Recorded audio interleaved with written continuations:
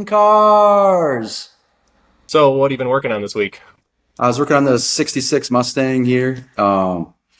It's got an Art Morrison chassis, so there's a lot of adapting that the body needs to be like. That was making front inner fenders for it, and I'm making them removable. It's got a Coyote in it, so that you can service the engine because it's dual overhead cam, and you can't even get your hands in there. It's like a lot of tightness on it. But yeah, we got the inner fenders done. I made some upper control arm gaskets that are fit nice and tightly to the Art Morrison chassis. Yeah, it's pretty. There's a lot of in and out of the engine bay, so I'm kind of over that for the month. I think need to do doing some drive shaft or some transmission tunnel work on Friday. But yeah, I'm done crawling in and out of the engine bay for the month. I think. On the Art Morrisons, do they do like a Mustang 2 based, or do they have like a total different front suspension on that? I think it's. I don't think it's Mustang 2 based. It looks like their own suspension. The back is a 4 link. It's pretty heavy duty stuff. I mean, it's really nice, but it's the Mustang never really had a frame, so you got it's you're acing everything from the floor, front to back. And so I made the firewall, inner fenders. I made the front bumper, the headlight eyebrows that were made out of pot metal. Remade them out of steel and welded them all on. And so then when you do that, then you have to refloat the headlight behind it because the pot metal was how the headlight was mounted. So the customer is kind of, if we both think it's cool, he's just all game for it. So definitely thankful for him. But yeah, it's pretty. The car's taken. It's a pretty heavy duty car as far as like anything else in the shop. It's probably like the most involved car. So we just try and balance budgets and allocate about 2 to 3 weeks on it per month. And then we bounce around to other stuff too. So next week I'll be working on 32 Brookville Roadster. I have everything pretty much fit. So, somebody bought it and in pieces and they're trying to piece it together.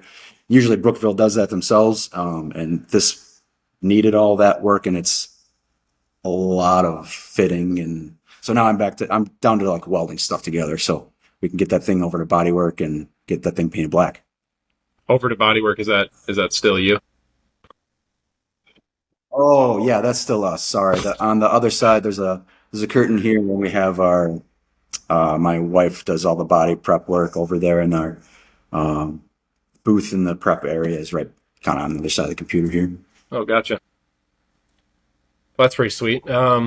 I guess Mm-hmm. since you're working on that, I probably won't bring up the oil change on the minivan today. But this Hey week man, it's fucking cars. it is fucking cars. This week I've been laying down the rip pass welds and trying to get all the geometry set on the lower control arms for my long travel kit I'm building for my Tundra because Oh, yeah, for some I reason dig that. even though I'm like 1,500 miles from the closest desert, I decided to build like a pre-runner. But it's going to look good. It's going to look really good in the Dollar General parking lot, I can tell you that. I did.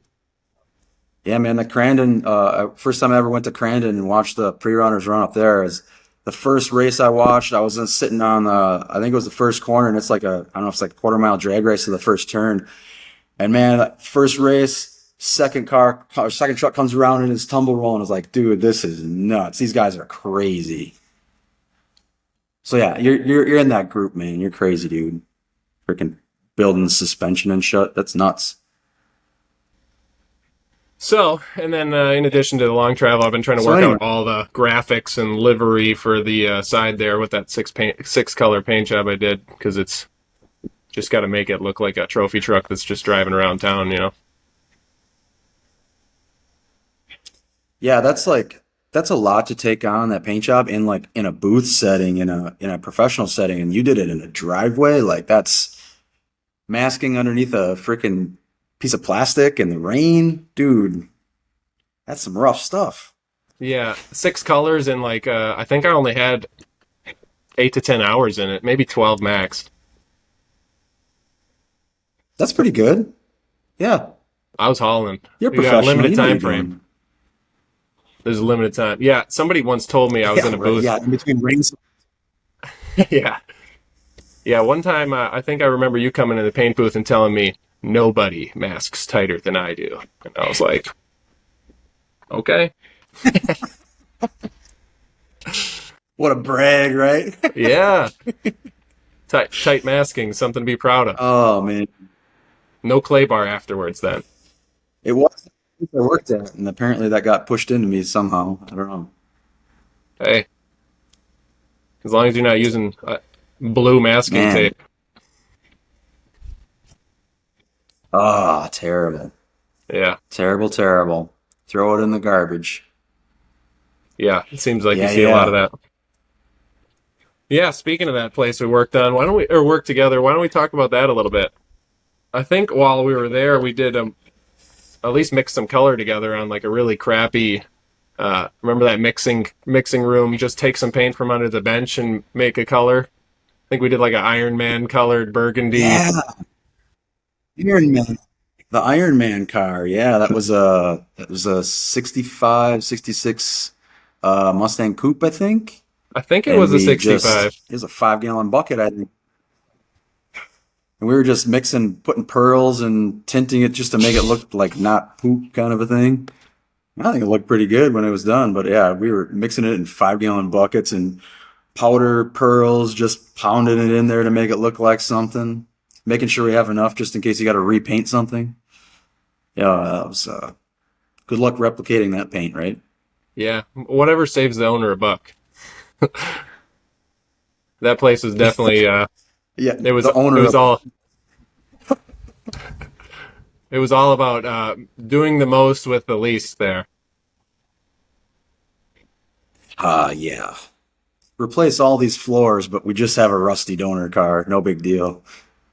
Yeah, I think that was the place I was told do it faster and do it cheaper and make it look better or something. I don't remember. It was like you're supposed to be fast, cheap, and good. It was like the trifecta. Oh, that's like yeah. That's why they had all the A+ technicians running through there. I mean, they wanted to work there, but as soon as they saw what was happening, it was just nah, I don't know.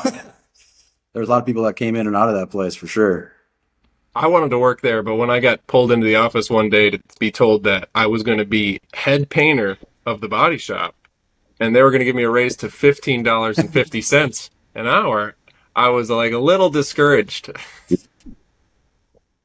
Rolling in it. Rolling in it. Rolling in it. 1550, Oh, baby. yeah, I remember when I think it was like a $2 or $3 raise, and it was raised a big stink, and it was still wasn't making $20 an hour. It's like, and I'm working on some of the nicest cars I've ever even seen, and I'm making freaking $18 an hour, you know. But that was, I mean, that's central Wisconsin, and how 25 years ago or so. Is that how long ago it was? I think 10, 20 years ago? 15 years ago? I had a kid, I'm bad with so it time. had to be about 12 years ago because he would have been a baby then. So it was probably 12 years ago that I worked there with you.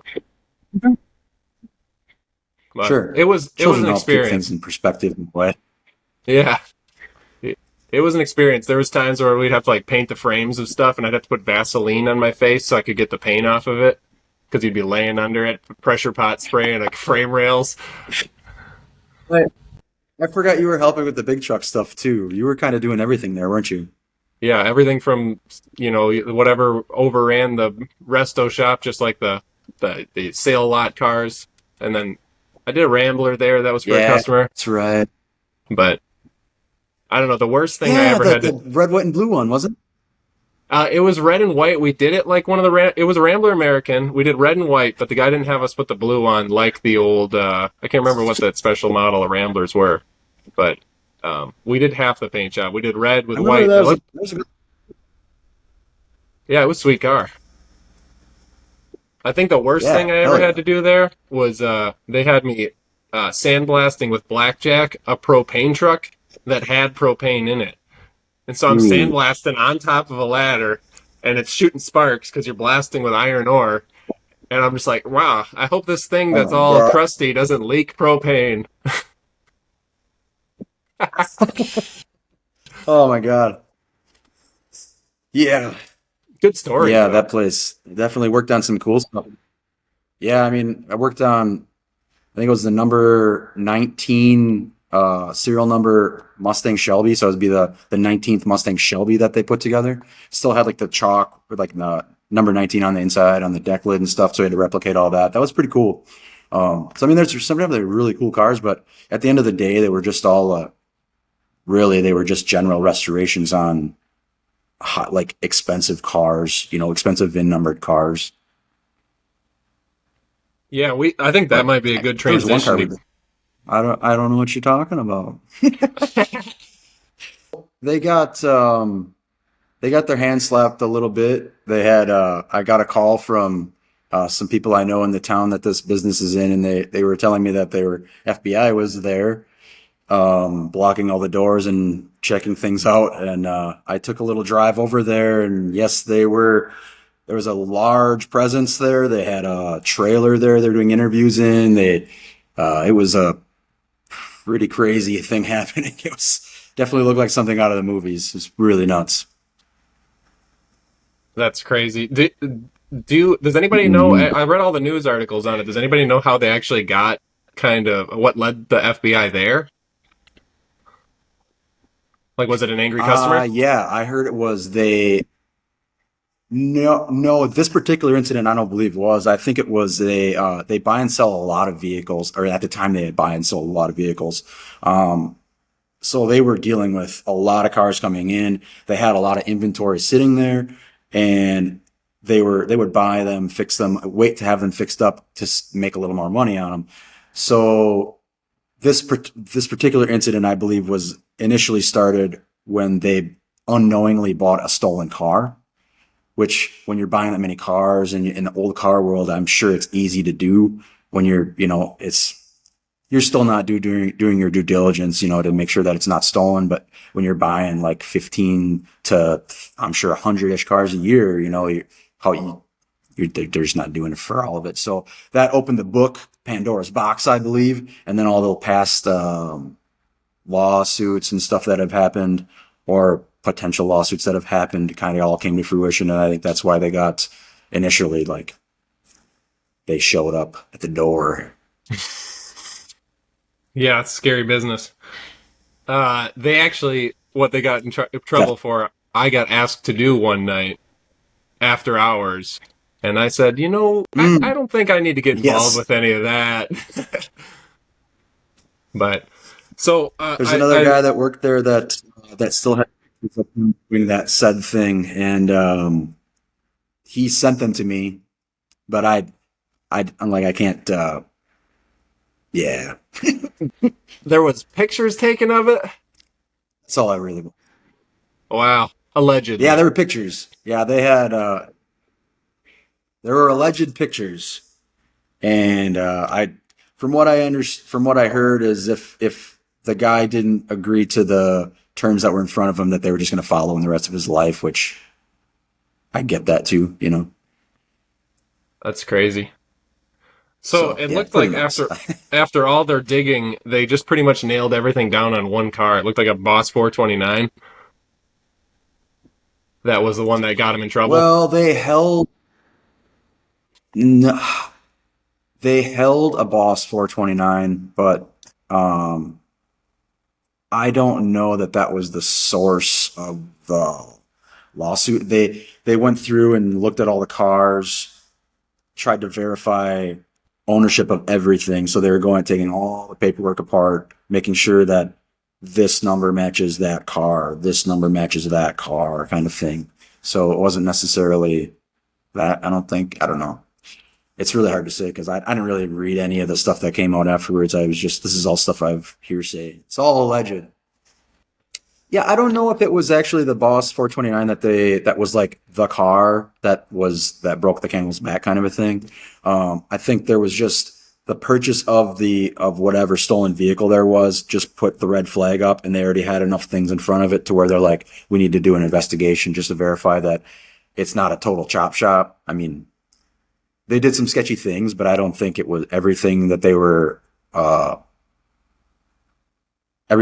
that's people were saying they were doing. I mean, some of it was definitely, it just comes down to like whether you're disclosing some of the information to the customer when you're working on the car.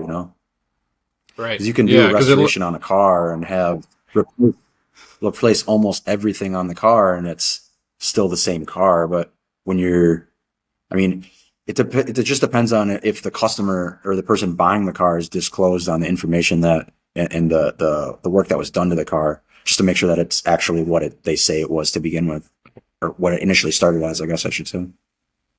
yeah, it looks like the they pled guilty to a felony at the end of it, and it was like a $95,000 fine or something close to $100,000.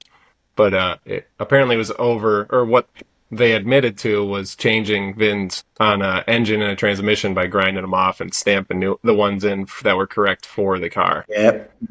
Now, I'm sure these Sure. things, they do a I think lot you know. of. I am a good reader. I think Sure. on these things they know a lot's going on, but they gotta like find something to nail you on, and Yeah. that's kind of what they got one thing that was big enough.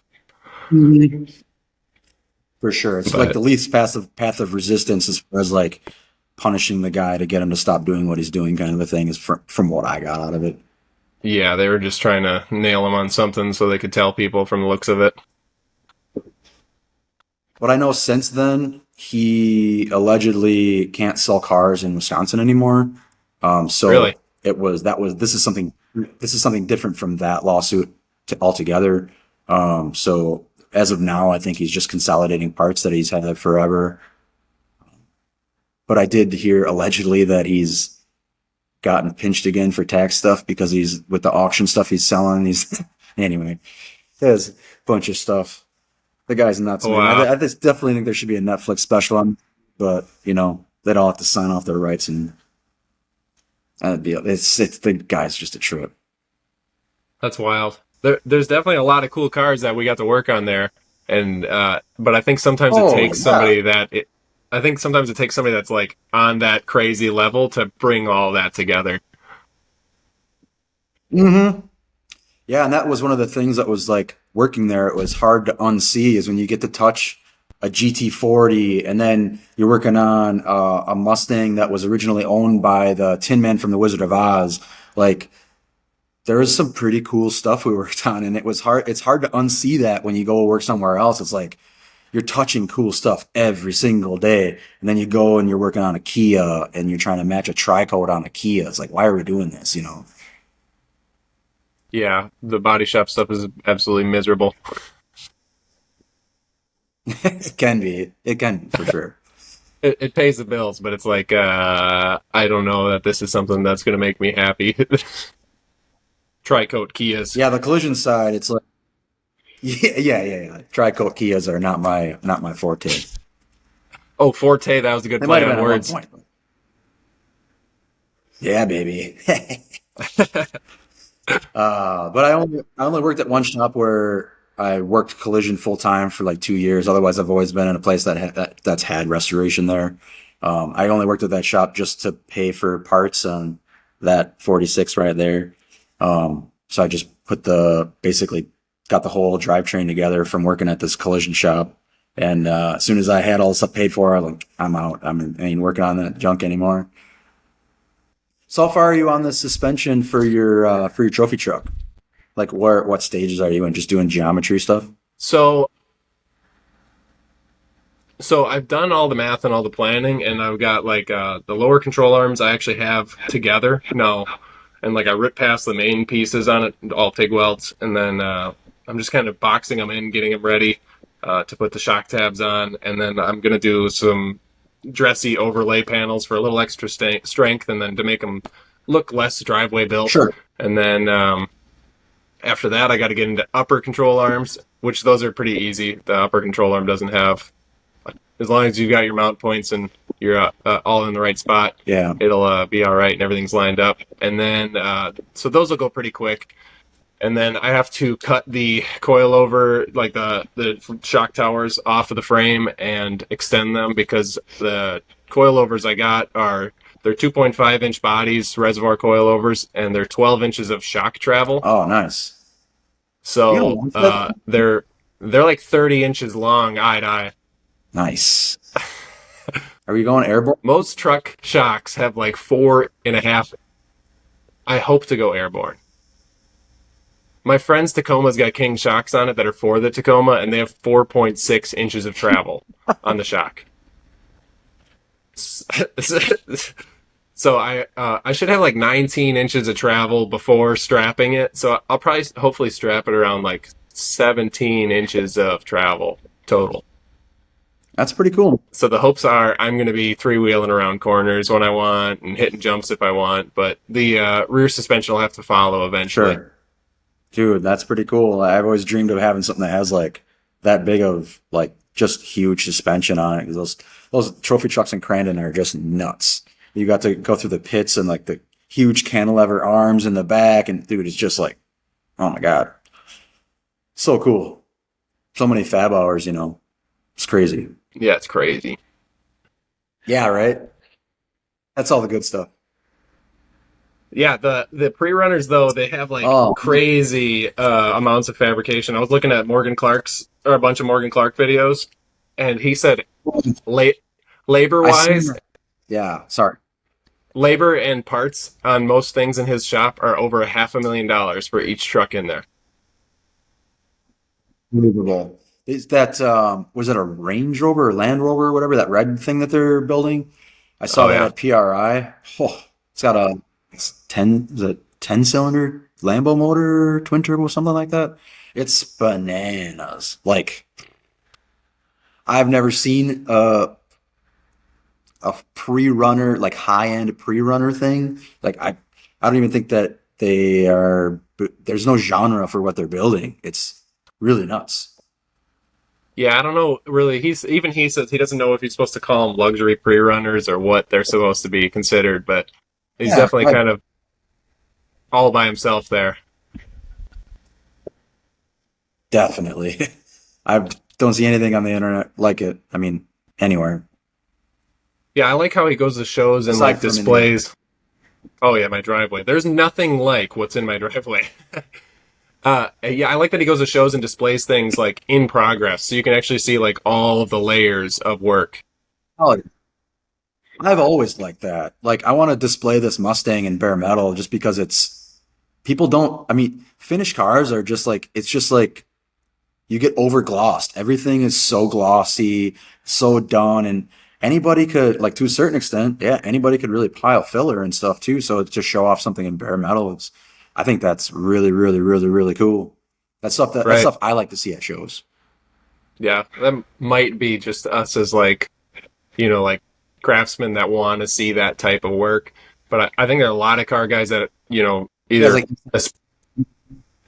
yeah, I think if you aspire to do that stuff, like it's nice to also see what it looks like. It's not like a hush hush thing that some guy doesn't want to share. mm-hmm. So you got a Mustang you're working on? I'm Another not sure. 69? Yeah, so there's another Mustang. It's a '69. It's a Q code car. And we've done. It actually followed me from my last job. That they didn't want to keep working on it. They had too much collision stuff happening. Um, so we replaced all the floors in it. Somebody had already started it and scabbed some like with flux core welded some floors in, and they were like screwdriver pop them loose kind of stuff. So we got a whole brand new floor, put all that stuff in it, new frame rails, front and back, everything's brand new. All the last thing we had to do is put a roof skin on it, and we cut the roof skin off, and there is like it's like Swiss cheese like everywhere, all the framework on the whole roof. So luckily Dynacorn sells this stuff, but man, talk about fucking cars. Like, we think this thing's like a roof skin away from coming off the frame rack, and now we're a long ways again. I thought we were going to be able to get that thing in bodywork into my wife's hands in the next couple of months, but it's more going to look like 3 or 4 months probably. What are you That's going to do? crazy. Is there a long wait for those Dynacorn parts? No, actually, we got they're all right here. That's basically you got to buy the whole unit side. So you get the outer rocker, the wheelhouse, the whole side, and then you got to buy the front and back bow. So I don't know if we're gonna try to utilize as much of the parts as we can. I don't think we're gonna put the whole thing on, just to save time because everything else, a lot of other stuff has been gone through already. So yeah, it's unfortunate they had to spend that much money on the replacement parts because they don't sell them a la carte like the roof pieces, which I don't know why they don't, but I'm sure it's just a parts management thing. Right. Yeah, I mean, But how much stuff we do you get want all to of our inventory for different situations?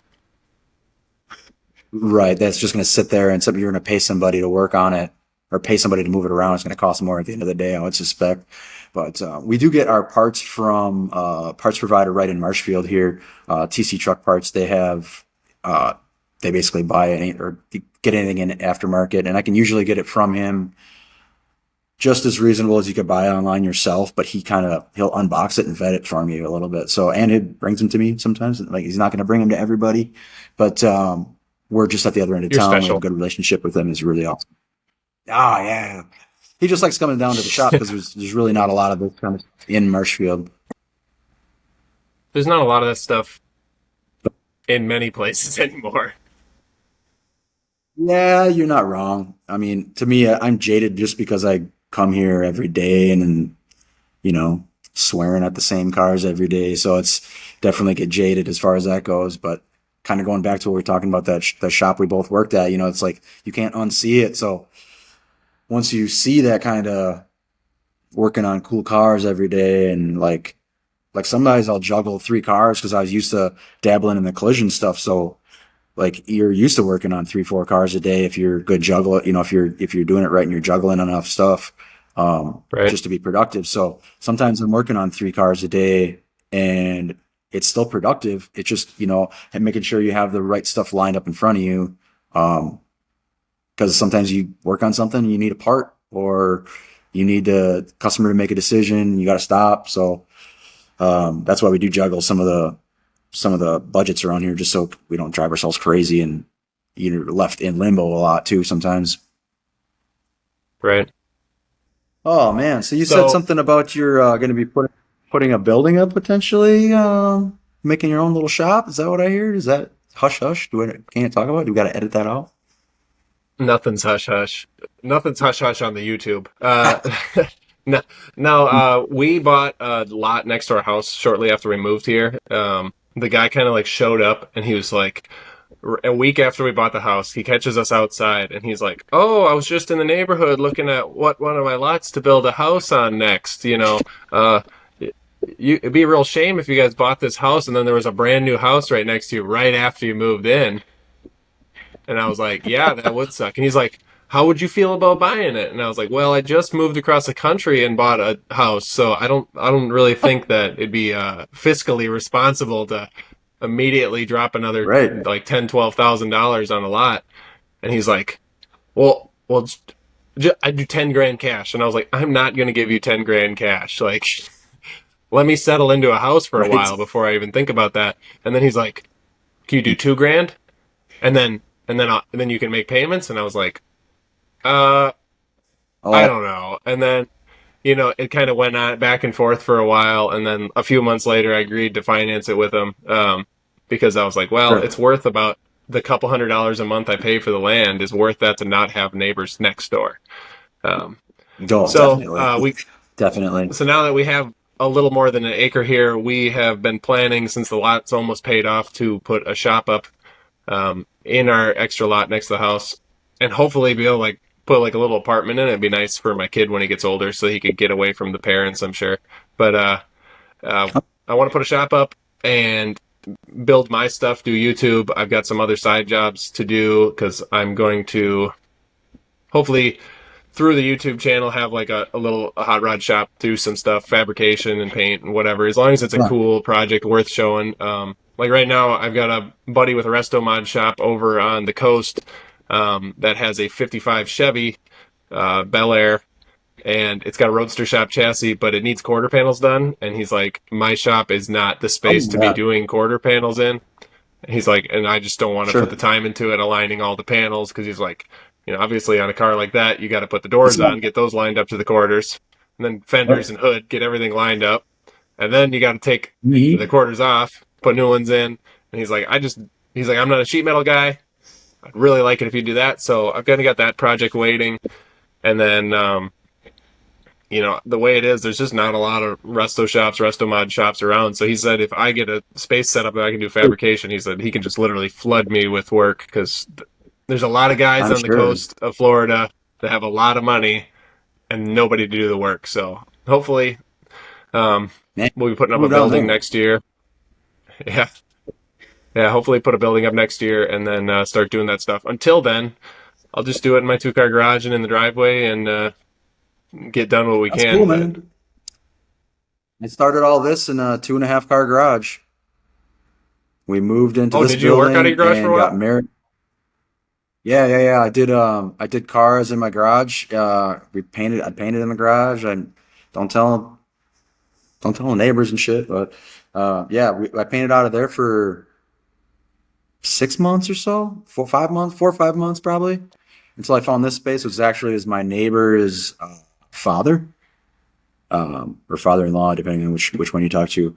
They had this space here, and one day I was skateboarding past, and they were like, "Hey, you're still looking for some place to rent?" And I'm like, "Heck yes!" Scooted around, and they brought us here the couple days or day later, and I'm like, "Sign me up!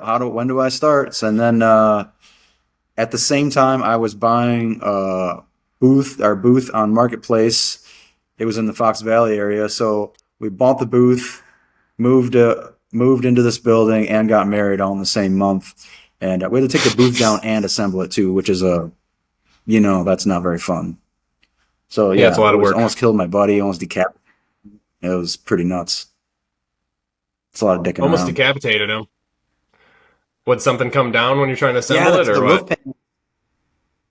Yeah, we were taking the roof panels off, and as we were taking them off and using a forklift, it kind of like slid, and his head was in between, like say he was a forklift, and he was popping his head up trying to like pull this thing back, and it started sliding, and his head was there. It's like, dude, like he just caught it and it stopped him. Like, yeah, it could have legit cut his head off, but Oh, don't. I mean, OSHA wasn't there, right? as long as he had safety glasses on, that's what's important. You know. Yeah, yep. And he had a jacket on. He had boots too, so he should be good. Okay. Yeah, O should be fine with it then. They're like, oh, he had safety glasses on, so just he cut his head off, but his Yeah, eyes are man. good. Yeah, yeah. Good to go. Hmm. That sounds like a lot to do in 1 month. So yeah, it was like a lot. And then like I can't believe all this stuff was stuffed in our garage, and then we got our garage back, so now it's weird to even have a garage now, as it was just like our shop for a long time.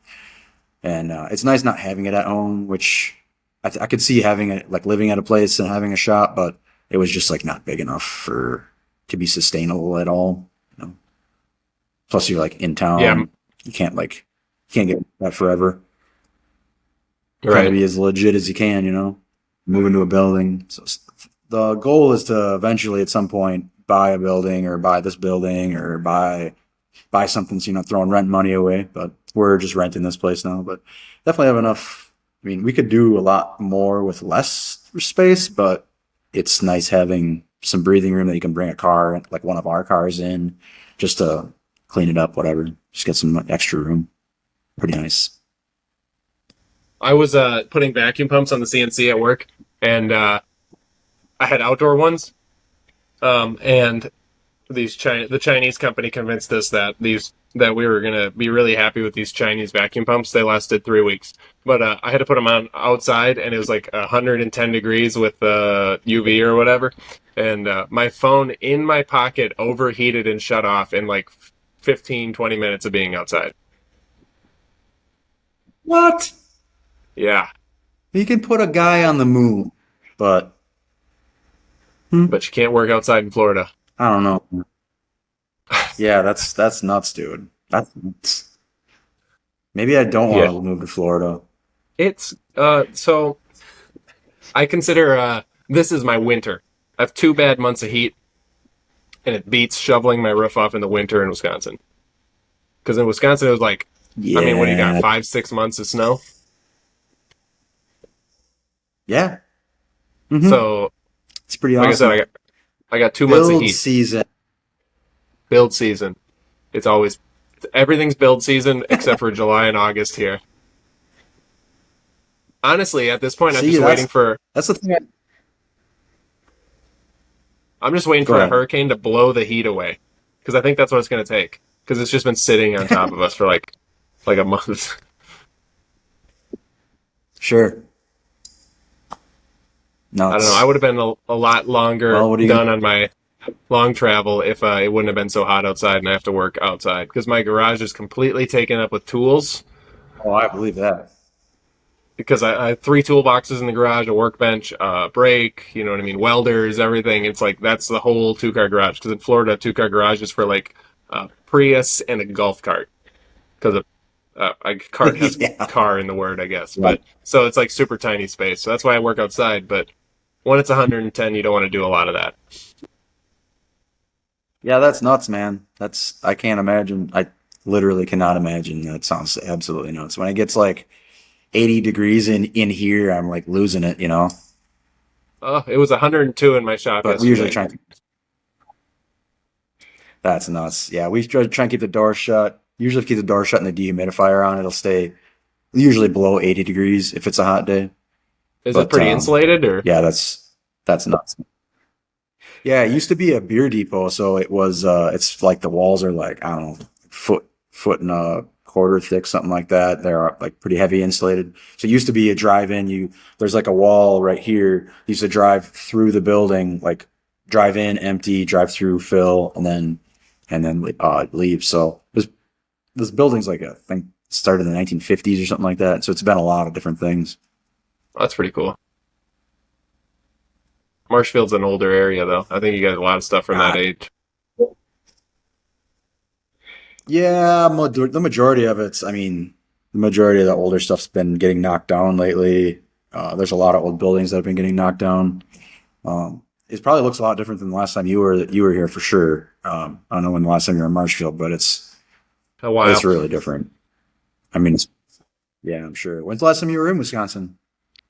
I have not been back since I left, and we're coming up on 5 years in December. No way. That's hilarious. Yeah, we left, Never and we're just going like, back. we're like, oh, I'm sure we'll want to go back and visit people and stuff like that. But it's like we got here, and we're like, yeah, I don't know if we miss anybody enough. Fair. That's fair. Yeah, I'm just fine in I'd the probably do the wintertime, same. drinking beer in my boat and jumping in the lake. It's January, you know. Yeah, it's a different life, that's for sure. Yeah, for sure. We just have to do a lot of Hmm. water things, water activities to keep cool during the summer. I believe that. Yeah. Hmm. Yeah. The building I work in now is like not, has like a foil insulation and it's just like a red steel pole building. Oh, really? So it's like being in a Oh, toaster oven. that's rough, man. I can't. No. Nope. Nope. Keeps me thin. I'm out. Yeah, I would imagine. I would imagine. Holy shit. It'd be hard to get anything done for me anyway. Uh, I'd be I sitting do in a front of lot a in the fan the whole morning. time. Yeah, I have a That's portacool that fair. sits next to my welding bench and just blows on me all day long. Nice. So when I'm TIG welding, I just have to like I have can't the even fan blowing probably. on me, and then my hands are like reaching out of the wind so I don't lose my gas on the weld. Yeah, that's got to be rough. Yeah, you got to have the mix of that. Yeah. It always sucks when you have to close the shop up. When it's a nice day, close the shop up to do some welding because it's too windy. It sucks. Yeah. Yeah, we have. I put in like one of those big ass fans on the ceiling in the shop. It's like a 16-foot fan, and it's Mm. really good for blowing the heat out of the shop in the morning. It's really good like 9 months a year, but like right now, come 9:30 when the sun's like peeking onto the steel building, I have to turn it off because it just blows hot air off the roof at you all day long. It's just a hot fan. Yeah, it's like sometimes I'll be Nice. like, "Why do I feel nauseous?" I'm like, "Oh, it's because the fan is blowing 120-degree air at me." It's like full blown desert fan. Yeah, and I'm wearing sleeves and TIG welding over Oh yeah. hot metal.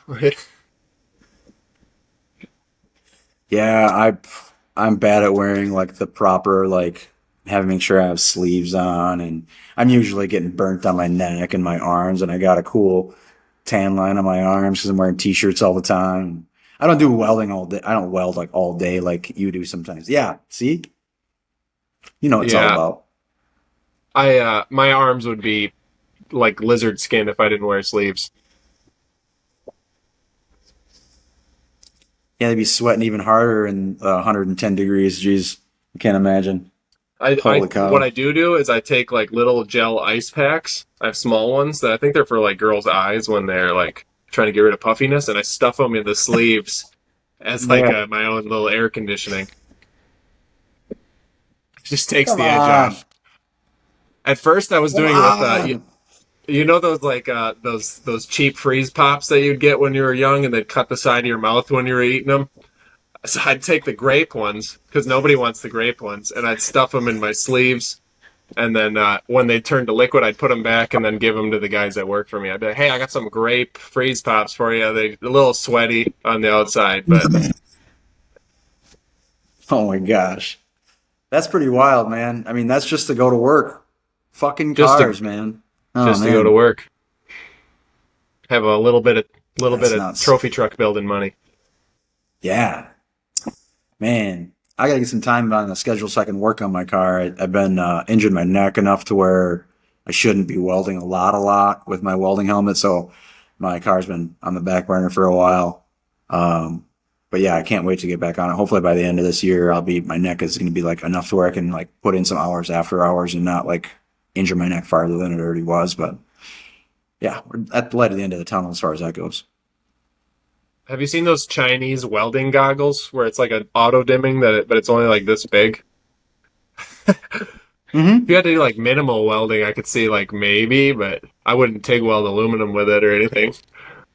But it could be lighter on the neck. No, I mean, I'm not really, unless it's like a big, like a long weld where it's like feet, or, usually the stuff I'm doing is fairly minimal. If I'm welding all day, it's going to be a different situation. But yeah, usually I'm just going to throw my mask on quick just because it's light. It's not very heavy. And usually, like you were saying before, like you weld in awkward positions. Some of the stuff is just like terribly awkward. So having that mask helps a ton. Hey, Harbor Freight has gotten a lot I of got to get people the good going. one.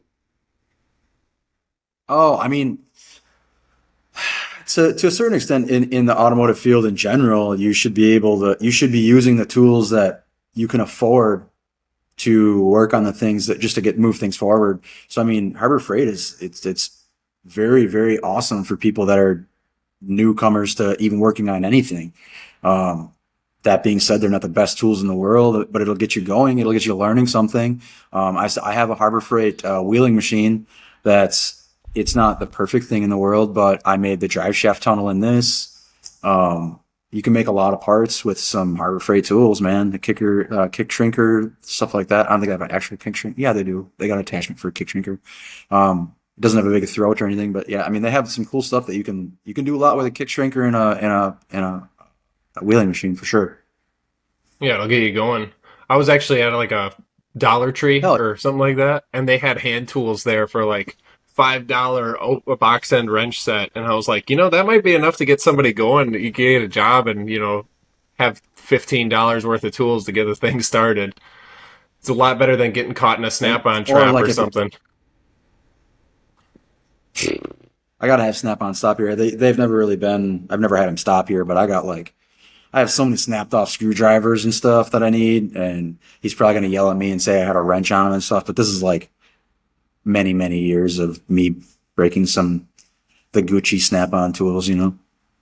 Yeah, I was using a ratchet today that the soft grip on it and the end of the handle like the last inch is like cracked off, and so it's like floppy. So you got to slide your hand up farther. But I would have to find a snap-on guy to get it done. I don't have any that come to my Yeah, place because it's just a welding shop. yeah, it's not like it used to be. I mean, I remember the one shop I worked at, I think at the time, there were five different tool trucks that would come every week. And they were expecting to sell stuff to everybody all the time. It was pretty nuts. Now I don't even know if there's a Mac or a Matco. I don't even know if there's a Matco truck around. I think it's just a Snap-on truck, I think. But again, I don't have them stop here either because it's like, I don't want them to have pitch selling me stuff every week and have to go on the truck and consent to all that stuff. hey, you want to buy $7 stick of beef jerky? We'll let you make payments on it. Yeah, right. Yeah. Or like, let me run your credit and you can get a free t-shirt. It's like, you know how credit works, man. Nobody should be signing up for this. Yeah, I definitely But whatever. dug myself a hole with the tool trucks when I was early into the industry. It's well, I mean, it's really pushed on you really fast. Like you need to have all these tools, and you should have the best. And then it pressures you into buying the best tools, the Snap-on tools, you know, the stuff that's uber expensive, but it should be replaceable in a week. But now so you have this initial investment of these tools that are supposed to be replaceable every week, and somebody's coming to you every week and saying, "Oh, you have a broken one. Here's a new one." But now they're just like hard to get a hold of, and I have to like call this guy to call that guy, and it's almost like pulling teeth. It's really dumb. I will admit though that I can basically not use any kind of ratchet other than a snap-on ratchet at this point because I just feel like if they like only have 7 teeth in them, and like a snap-on just makes it so much better, and they just feel better. You never want to throw them across the shop. I have a snap-on ratchet that I want to throw across the shop. The screws never stay tight in it. It doesn't have enough teeth in it. I bought it. It was like the first set I bought when I was in auto body tech. So I still have a lot of those tools. Actually, I have the same toolbox. I've never even upgraded. I just have other toolboxes that I've added to just stuff that aren't like not mobile toolboxes. But yeah, I still have the same toolbox when I started. Not very I big. People make fun of me a long time ago. I have a snap-on roll cab, but I also still have a stack-on toolbox that was my dad's that he bought at Kmart in the '70s. So I mean, like, you can get going with just about Yeah. anything. Oh, hell yeah. Yeah, I bought my wife a Harbor Freight white toolbox because she wanted a white one. And man, the Harbor Freight ones aren't terrible. I mean, they're not, I don't think the doors lock on them or anything like that. So if you're wheeling it around, the drawers can definitely open up. But I mean, like it's just, she was doing rural wireless internet. And we started the shop here, and she one day just wanted to see if she could come and do body work. And she started sanding on this. I think it was I don't even know what it was at the time. If it was a red Mustang or something like that. It was, whatever it was red. But she was doing some body work on it. She's sanding. After that day, she's like, "Yeah, I can do this," and kind of got a little game plan together. And so she's started with. She had no experience before she started here in the shop. So all of her tools are all. Some of them are Harbor Freight because you don't use them very often. So yeah, like I said, Harbor Freight's it's a great resource if you have one in town, and you can replace your stuff right away too, because it's cheap and you can get it replaced right away. But yeah, I don't know. The tool game is, I like tools, but I'm not like you got to have one brand or anything like that. Now, whatever works. Exactly. You should be getting more power hammers and hmm stuff like that instead of more expensive ratchets. I got to get I got to get an adapter made so I can use my planishing hammer, dies in my power hammer. So I just had a machine the top of a blank die off so I can slide a planishing hammer in and have a set screw. So I got to have somebody in town do that project for me, but that's just so I don't have to buy or have more dies made for the power hammer. I just have more diversity. I can use the smaller planishing hammer dies if it's a smaller part that you can work on or that needs to be worked on. So it's like more tools in your belt, I guess, kind of a thing. Like Batman. Definitely. Without the mask. I don't wear the mask here. Only at home. Yeah, people never paid attention to me until I put on the mask. I think that's Bane. That's not even Batman, is it? Yeah. That's all right. Yeah, I know. Well, I don't know. I have no idea. Um, but we do have a cool project coming in before winter. A '58 Chevy truck on a roadster shop chassis with a LS and stuff. It's a buddy of mine and his dad. They're putting the truck together. It's really really cool. But they bought a Premier cab, so everything's aftermarket. All the body panels are aftermarket. So they're just they took a big bite. You know, they're trying to eat an elephant one bite at a time, but they're more they're trying to do it in their garage in their spare time, and my buddy's only home every other weekend, so he doesn't have any time to work on it. But it's a rad car, or truck. I'm sorry. It's got a lot of cool parts. And should be really cool. That's sweet. So what are you guys going to be doing on it? Just kind of finishing up sheet metal, paint, and stuff like that? Uh, I think we're gonna take it in bites. They want everything kind of gapped out. They were buying some parts and had some. They're buying a lot of parts, and they weren't like fully installing all the parts and moving on to the next. Some of it is making sure the parts you're buying are appropriate for the build, and I think they were going a little too gung ho on buying parts, and not applying them right away, because it was more of like buying parts is in my control and not working like the truck physically getting worked on wasn't necessarily in their wheelhouse, so they weren't moving forward as far. They were just gathering parts. So anyways, I'll eventually be painting it, I think. And they go to some bigger shows. Their taste is a little farther up there than the normal guy. So they're planning on taking it to some pretty decent sized shows. The son has another 58 Chevy truck, or a couple of them, that he wants to build. And he said he wants the next one to be even more nuts.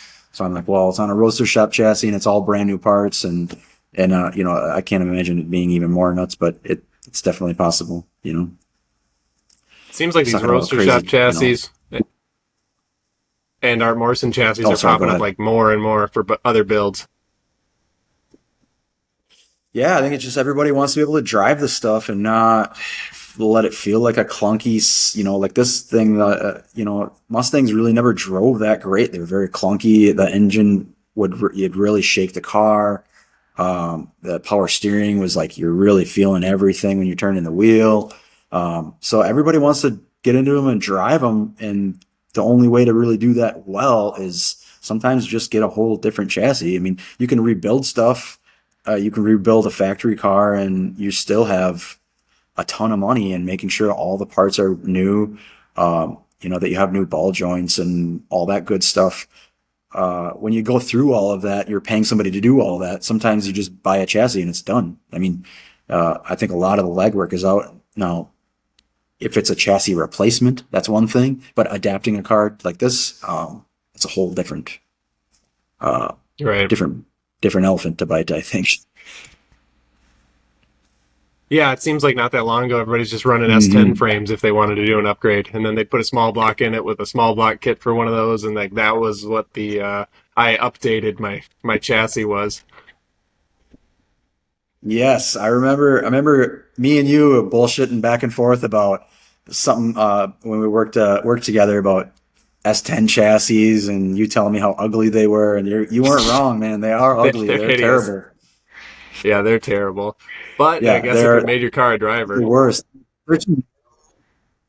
Yeah, I mean, if that's like the only way, but man, usually you got to spend some time adapting the suspension then to look like it fits right in the vehicle. So like, what really does it cost in the end? I don't know. right, I think if the guy's doing it himself, that's one thing. But if you're paying a shop to do it, that's never the answer. right. Yeah, I think that those chassis seem expensive, but if you actually put down all the labor and what you'd have to pay for all the suspension and everything, it's nice to just get like a hmm package that works together and that everything's going to be good. The engine can bolt in, For tranny you sure. want can bolt in. Yeah. Yeah. And it's just as specific as you want to get with it too. I mean, I'm pretty sure majority of the chassis companies, you can buy one that's powder coated, brake lines done, fuel tank. I mean, everything. So, I mean, you can buy it. It's almost a la carte. Like, you can get it done. Like, you don't even got to do anything to it. Yeah, just bolt a body on. But yeah. So, I mean, supposedly, yeah. I mean, I would suspect there's some retrofitting. I mean, direct chassis replacements would be different than like, putting something on a Mustang. It's going to be a little more involved because it's a unibody car. Right. So is that chassis made to work for a Mustang and then you're just adapting it, or is it a completely different car chassis? Yeah. This Art Morrison chassis is made for the Mustang. It's all specced out for the wheel openings and stuff like that. It is just a chassis, so there is no like body mounts go here, and this is where this goes, and this is where this goes. So it came to me. The body was floating on the chassis. It had been started. The shop that had started it, the owner had got cancer, and the business was sort of dissolved for. He owned the building, but the business was really dissolved for 3 years or so, and then he was kind of getting back on his feet, couldn't find employees, and ended up giving me a call through a mutual friend of ours. And so the car came to us, like I said, it was floating on the chassis, wasn't even attached.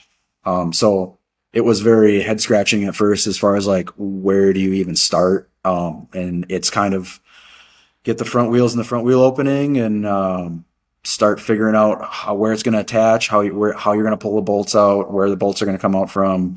Where to put the thread inserts in the frame and how you're going to mount everything. I mean, it was a lot. The first year was just figuring out all the parts they had and so they just stopped on it. So it was just figuring out the parts they had, adapting it to it being on the chassis. I'm very familiar with Mustangs, but adapting it to a custom chassis is not something that I've ever done before. When the guy called me about it, he's like, tell me, it's on a chassis and this and that. Sent me a couple of pictures, and I'm like, I think I can do it. Kind of a little bit naive, maybe. I definitely knew I could do it, but I didn't think that the car was going to be going to the level it's at. We're making things out of sheet metal that I didn't think 5 years ago I would have been capable of building. But every day's a school day. You just got to try and outpace yourself from the day before. I don't know. Right, necessity is the mother of all invention. Yeah, really it is. I mean, for me, it's hard to learn, even like the power hammer stuff when I got it. I'm not just taking a piece of sheet metal and just like running it through to bend some stuff up. It's almost like it's got to be application based, and like this is what I'm doing, and I got to learn it for this. Not saying that that's the right way. I think and sometimes you're learning on a car for a customer and you're not necessarily billing for all the time because there's learning time involved. So, you have 8 hours in a day and sometimes you charge them for 5 or 6 just because I was learning, 3 of those hours, 2 or 3 of those hours. I might have messed up and started over or adjusting and change a die or something, I don't know. But all right, well, it seems like we could do this all day, but why don't we save a little bit for the next episode? For sure. So until next week, it's all right. Keep fucking with cars. Keep fucking with cars.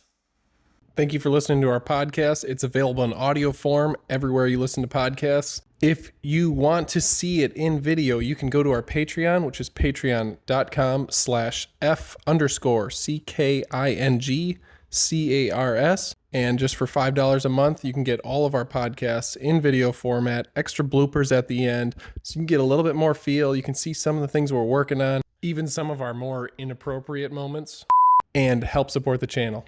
Make sure to subscribe and hit that notification so you get notified every week when we post a new episode.